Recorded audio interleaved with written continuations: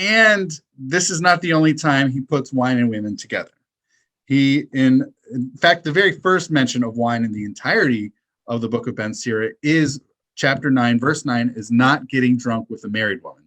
He just straight out says it, don't get drunk with a married woman, almost as if to say, literally nothing good can come out of this. Right. No, I think that's right. You're just asking for trouble. Yeah, that's also pretty straightforward. That doesn't really need a lot of explanation. Right. Yeah. But also, it's interesting here. It connects to his view of women generally, right? That women they're problems for men. That's how we conceive. This book is written for men. That is the implied audience of the book, or the kind of quasi-aristocratic man. And here you have the problem are,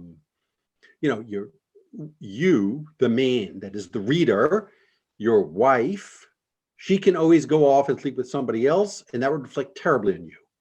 Your daughter, she can go off and sleep with somebody else, and that would reflect terribly on you. So this is the worry. Men always worry about women. Yeah, so it's a great source of anxiety for Ben Sira, which is where he is very much a man of his time. And sometimes he's been called kind of misogynistic. I think that's probably a little bit strong for terming him. But, he has this is just general anxiety that's part of the age, when it, at least as it's reflected in the literature, that these men in antiquity, understand women as a kind of battlefield through which their honor is won and lost, but mainly lost. Wow.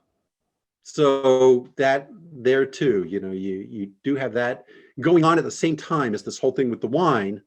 And when you put the two together, that's just like really bad news. That's really asking for it.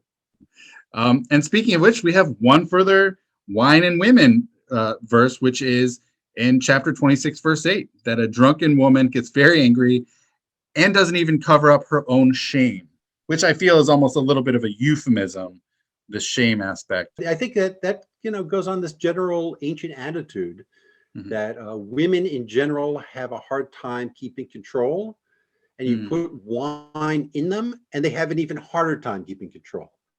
So, there's this kind of very androcentric understanding that women need to be, for their own sake, to be kind of controlled, and by not letting them get drunk, by keeping wine away from them, because again, nothing good comes of too much wine for anybody, men or women. But for women, the bar is lower. And that, they will also be kind of sexually propositioning with just a drink or two. It's what you mentioned, this deep concern of worry about women intersecting with this looseness that comes with wine and the dangers inherent.